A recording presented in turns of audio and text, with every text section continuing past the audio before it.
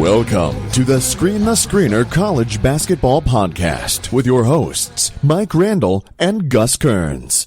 Welcome in, listeners, to the Screener College Basketball Podcast, where we're always talking everything college hoops. You could have been anywhere else on the dial, but you chose to be here with us, Mike and Gus, and we appreciate that. As we sneak closer to Selection Sunday, we just wanted to broaden your college basketball horizons a bit. We're going to talk a little women's hoops. We brought on Howard Megdal, the co-founder of TheIXnewsletter, editor-in-chief of High Post Hoops. He even does a little Knicks on the side. Howard was nice enough to talk about his 538 sports piece on Sabrina Ionescu of the Oregon Ducks and the greatness that is the best college basketball player playing this season on the men's or women's side. We talked a couple of different things. We talked a couple of Sabrina's teammates. We talked the matchup with UConn and Team USA. And Howard even gave us his women's Final Four selections. So if you're looking to make a little money on that side or sound smart with the women's game, you've come to the right place. We hope you enjoyed the little change of gears here that we provided for you. Please don't forget to give Howard a follow on Twitter at Howard Megdal, all lowercase. And please give his things a follow over at TheIXnewsletter. That's TheIX newsletter. And of course, over at High Post Hoops, where he's talking women's basketball 24/7. If you like what we're listening to here on the Screener College Basketball Podcast, please don't forget to give the pod a follow at SDS Podcast, efficiency of keystrokes, of course. Please give Mike a follow over at Randall Rant. He is insightful, educational, and entertaining, all in one nice, tidy little package. And if you like the diversity that we've given you with the guests and the topics here on the Screener College Basketball Podcast, leave the podcast a nice review on your podcast consumption vehicle of choice. Hope you enjoy the conversation about Sabrina, the Ducks, and women's basketball. Selection Sunday is going to be here before we know it. It's like best time of the year. Cheers, everyone.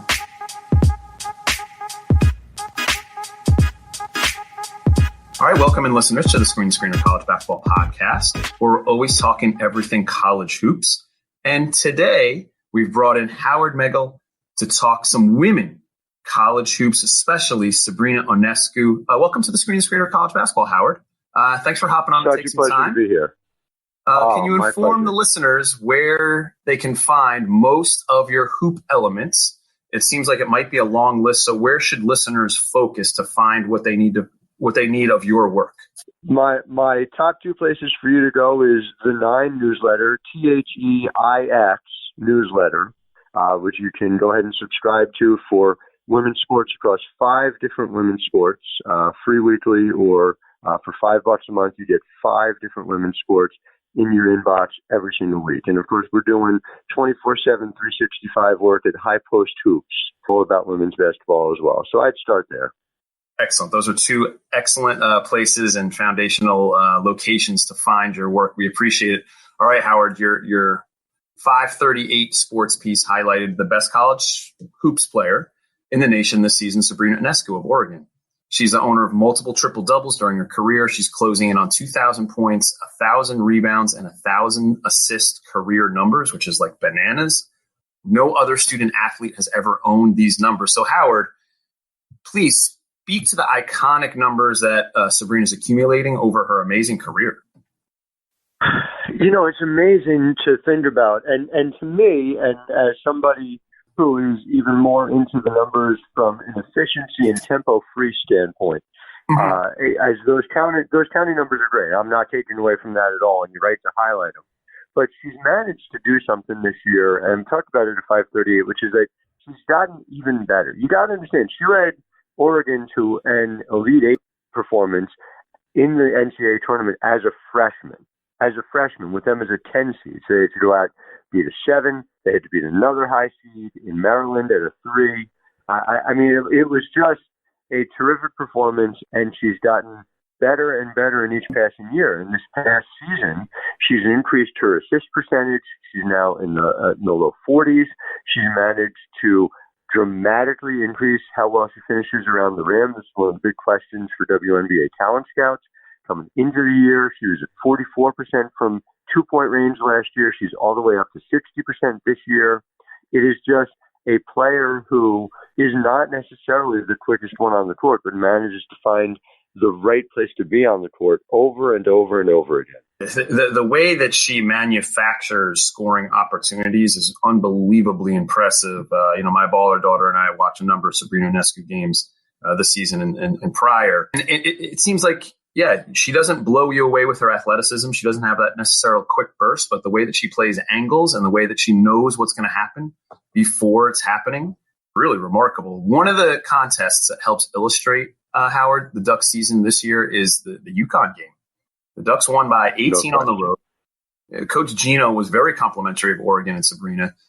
What did the Ducks do to flip the script and dominate the traditional women's powerhouse on the road this year in that Oregon matchup? They just have more talent top to bottom than UConn does this year. What Kelly Graves has built at Oregon is remarkable and doesn't start and end with Sabrina Ionescu. She's got this partner in crime on the pick and roll in Ruthie Hebert, who I've been privileged to watch since her freshman year as well, this big out of Alaska. And she is somebody who manages to finish with efficiency of movement, is the best way I'd describe it. And it's going to make her a player at the next level in the same way. She reminds me a lot of Bree Jones, who was a big at University of Maryland, who's gone on to have a nice career so far with the Connecticut Sun. But they have weapons top to bottom. My favorite example of exactly what Oregon has built is Erin Boley. Erin Boley is a player who was a McDonald's All-American. She was an elite recruit. She went to Notre Dame. She was part of the plan. She was going to be Moffitt's top scorer, among the top scorers this year. But instead, she transferred to Oregon, and Kelly Graves utilizes her as essentially a big three-point shooter. And so she's all about creating spacing for what he does. If you're a defense and you got to try and worry about Ionescu and worry about Ruthie Hebert and worry about Satu Sabali, who might be the best player on that team, Ionescu included, because she is 6'4", and a playmaker and a rebounder and a three-point shooter and just does everything and creates matchup problems galore. Well, that ends up leaving Erin Boley open. And so you've got this McDonald's All-American turned elite scorer as somebody that defenses just can't get to. And defense is so much about making those choices. What are you going to take away? And you can't take away everything. And if you can't take away Erin Boley, you've got a real problem. And it seems like that might be the one part that translates to the men's game, or at least the NBA game, where there is that use of three-point accuracy to create the space needed for your, shot makers and your creative open space players like Sabrina. So if you have that, that you have that space maker, like you mentioned, like Erin Boley, like that can create that space with her shot making from deep. It seems like, yeah, you're exactly right. Like, what do you take away if you're guarding the Ducks? Do you go all the way and run people off the three-point line, or what do you do? I mean, and let's just be. I mean, the answer is usually you and the Blues in Oregon. But right. The reality is that this is not new to the women's game either. This is fundamentally what's been going on for quite some time. If you took a look at how UConn was running things during Brianna Stewart and her 4 years and her 4 titles, it was a very similar thing. The Washington Mystics just shot and made more three-pointers than any team in WNBA history. The three-point revolution is not something that is exclusive to the men's game, quite the contrary. And I think Kelly Graves understands that about as well as any coach around. And sometimes as a coach who's been doing it forever, it's hard to jump on the bandwagon and make the changes philosophically, but it seems like he's really embraced it. That sounds just about right. I guess, Howard, let's talk a little bit about the success that Oregon had against Team USA. I think that's the other matchup that really speaks to the elite performance that the Ducks have had this season. Sabrina and her teammates really garnered that win as well. What did you see when the Ducks were playing the national team and kind of made that a double-digit game as well? It's a huge win. And so part of it was, remember, that was a little bit earlier, so we were a little bit further back on the recovery arc for Diana Taurasi, for Sue Bird. Brianna Stewart still hadn't made her return. And, right. All those caveats, it's still the national team. It's still, the best players we have in the country playing against Oregon, and Oregon managed to do well. But again, it comes back to Oregon had played together. These players have been together for a long time. They're extremely well coached. There's a lot of weapons, a lot of talent, top to bottom, on this Oregon team. And so it's not a shock they were able to do as well as they did. Now, that said, do I think the ultimate result would have been different if they were playing, say, the summer in Tokyo? Sure, I do. Right. But it just speaks to the tremendous talent there. And to be frank, some questions that USA Basketball needs to answer before going to the Olympics. I believe they will for any number of reasons, not least of which the absurd amount of talent on that coaching staff. I mean, just the idea that you've got Dan Hughes and Cheryl Reeve as assistants to Dawn Staley is insane. The amount of basketball collective knowledge that you've got to go along with the talent that comes with USA Basketball's roster. But they know they have to figure some things out, and I'm sure they will. No doubt. And you mentioned Coach Staley in South Carolina, and they have their stud in Boston. I guess, one of the questions we always ask, what are your final four thoughts? So what we're going to do is we're going to ask you, maybe along with the Ducks or maybe along with South Carolina, what are your final four feel on the women's side as we're, pretty much a month away from Selection Sunday here for both the men's and the women's tournaments upcoming? Oh, it's crazy. I'm bracket excited, as I'm sure you are as well. Oh, yeah, no doubt. It's a big moment in our house.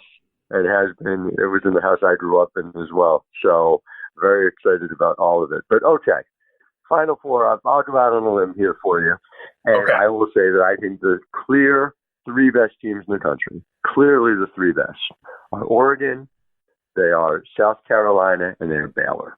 And I'll be in New Orleans. I'll be covering the women's Final Four. Very excited about that as well. Excellent. And I will be very surprised, not that there aren't really, really good teams out there, but really surprised if those three are not there with us as well. And that fourth one, it could be almost anyone. It could absolutely be UConn. I would not put it past Gino and that team to continue growing, developing. We've gotten there 11 times in a row. It didn't happen by accident. I am amused when I hear people talking about like the decline and fall of the UConn women's program. They have an active 11-year Final Four streak, and they dropped in the polls all the way to number 6. I mean, this is the type of decline and fall that we should all hope for in our own lives. And so could it be UConn? Absolutely. But Brenda Fries is putting something special together at Maryland. And that team, Kyla Charles is a legit talent. And that team, top to bottom, has tremendous talent. Freshmen have done very well for Brenda through the years. Diamond Miller is no exception. Had a freshman point guard, don't forget, named Christy Tolliver, who led that team all the way to a title way back in the last decade. So Maryland is another team that absolutely could surprise. And I'm going to give you my dark horse, and that's Princeton. Wow, okay. Princeton is a team. They're led by an all-world player in Bella Allery, who's shown to be a first-round pick in the WNBA, and I believe is going to be an all-star at the next level. Her skills are ridiculous. Inside, outside, really tall at 6'4", 6'5". Like she's legit. But Princeton, top to bottom, plays extremely good defense. They have a very skilled backcourt led by Carly Littlefield, who is a point guard who go see in person because she just does all these smart things on the court that are fun and worth your time. And so that combination, elite guard play, a star player who can take that next level, and one of the best defenses in the entire nation, that's a tournament profile. Don't be surprised if you see them do what Princeton on the men's side did with Bill Bradley back in 1965. Wow, that would be such a story. The fact that there would be an Ivy League school in the Final Four on the men's or women's side does not matter. And it sounds like you mentioned the profile. It sounds like if you have a team characteristic, like they defend really well, you have a solid backcourt that's going to take care of the ball, like you mentioned. And if you have, a transcendent star that you can get a bucket from anytime in crunch time, like Allery, that sounds like a recipe for a Final Four team. I don't know. That makes sense to me, Howard. All right, Howard, let's get you. All depends on the draw they get. I mean, that was the only reason they didn't make the Sweet 16 last year, as far as I'm concerned, is they drew Kentucky in the first couple rounds. And Ryan Howard is the type of player who matched up very well against Bella Allery at the time. I think the number of players who can do that in the country are extremely limited. And that's the reason why Princeton's lost only one game all year, and they lost at Iowa in overtime. I mean, that's how close Princeton is to having an undefeated record with numerous Power 5 wins.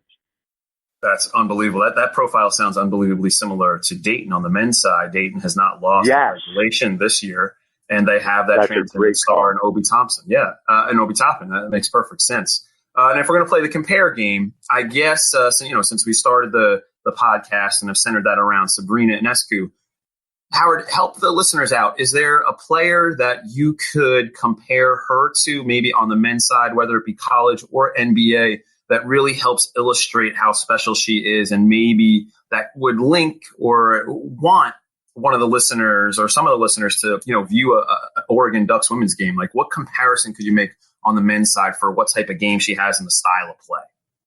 That's really interesting. I've always thought of it in terms of the women's side and the blatantly unfair comparison to her, which is Sue Bird, who's somebody who's done it with skill and smarts. You know who she reminds me of, if we're talking a men's women's comparison. I'll take you back a little bit, but Mark Price. Price is someone who I think of a lot. Somebody who he was never the quickest point guard. He was always a tremendous three-point shooter. He was incredibly smart, incredibly capable of finding the right play at the right time, and his intensity. I give you Mark Price. Well, I think that's a huge compliment, because if I'm remembering correctly, I think Mark Price is one of the handful of NBA players that's had 50, 40, 90 seasons. So if we're comparing, Sabrina Ionescu to somebody with that stature, that's quite a comparison. And way to go. Good job. It is intended to be a compliment. Oh yeah. Listen, watching Mark Price growing up as a Knicks fan, it was always a disaster when Price had the ball against the team you were rooting for. He teamed up so well with Doherty, and then they had Nance on that team as well. Man, that Cav team, he's too bad Jordan. That was a fun team. That was a fun team. Yeah, tell me about it, Jordan. Jordan did the same thing to my Knicks growing up. No fooling, yeah. All right, let's get you out of here on some fun ones, Howard. Let's talk about travels. I'm sure that you're going to be going to take in a game or two. What game do you have on the schedule that you're looking forward to seeing in person, whether it be for a conference tournament or for March Madness itself? Where are you looking to see a game in person? I mean, just recently, UConn, Oregon. I mean, and the seminal nature of that was one that's going to be tough to top. I'm very eager to check out the Ivy League conference tournaments. I just love that, the way they combine the men's and the women's. You put that all together. Again, you send Allery up to Harvard, potentially play against a Penn team that is extremely talented in its own right and absolutely is a threat to win that tournament. And if they do, by the way, if Penn or Harvard or one of the other Ivies do, this is a two-bid Ivy League year. It has to be, with the year that Princeton has had. Princeton's in that tournament no matter what, or there should be riots, quite frankly, on the streets. And so those I'm extremely excited about. But something else I'm looking forward to is first two rounds of the NCAA tournament are not done at neutral sites on the women's side. You get the opportunity to cover in person. And so I'm going to get to see whether I end up going down to College Park for Maryland pod, the Stores for the UConn pod. The top four seeds all get to host. And I would get the opportunity to see some programs I don't normally get to see. Last year I got to see Buffalo in person. I got to see Sierra Dillard play what was ultimately her final college basketball game, and enjoyed that quite a bit. I got to see Elon a couple of years ago when I went down to Maryland. So I'm going to get to see some players in person I didn't otherwise get to see. It's sort of a mystery box that adds to the fun when the bracket gets unveiled, not just who has what seed and what path to the tournament, but who am I going to get to go see in person. Man, the presents just keep on coming with March. We always say it's like the best time of year. It's almost like holidays in March, and that's just another gift that you get to open up. You're like, oh, let's see who we're going to get matched up with here in this pod. In the sense that basketball is my religion, March is essentially my holiday season. That sounds just about perfect. How about, what have you been listening to? What's on the playlist as you're traveling around the season and gathering your intel for your content? Is there something that you really enjoyed listening to, or has helped you focus on getting some of those assignments completed? I would say, and I can't stress this enough, WBGO and WQXR, which are my local jazz and classical music stations, are just absolute treasures. They're both public radio stations. I'm a classical and a jazz music person as far as what I like to listen to. So getting the opportunity to listen to both of those have been absolutely wonderful and enjoy every minute of it. And of course, when it comes to podcasts, something I really love is Rebecca Lobo and Steve Rushin's podcast that they do together. It's just this combination of talking about basketball and talking about family life that just absolutely appeals to me. So just absolutely love their podcast as well. Those are two excellent recommendations, and I guess we'll get you out of here with the question that we like asking all of our guests. And this question will be really interesting considering our conversation, Howard. Trust. Who's one player in the nation that you trust with a last-second final possession to win a game? And it could be on the men's side or the women's side. Who's that player that you trust with that final possession? I'm going to put it in Ionescu's hands. I'm going to put, a player who expressly came back for the purpose of winning a national championship. She could have been the number one pick in the draft if she'd come out last year, but she came back in order to do that with her level of intensity, with the way in which she approaches the game. Like I said, Bella Alarie was ridiculous, and somebody who is probably the most efficient shooter in the country. She's something like 50, 50, 80 at this point. But no, if I'm picking one, it's Ionescu. That's what I'm going with.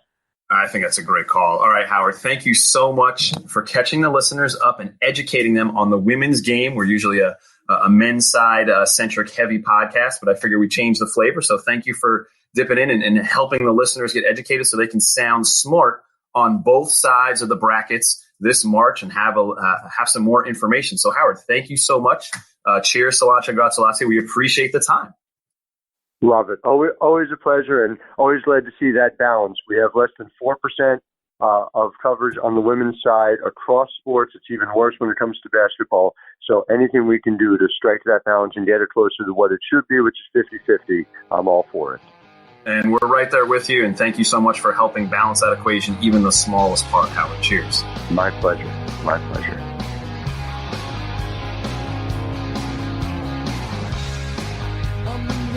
To the appetite, it's a seat in the van.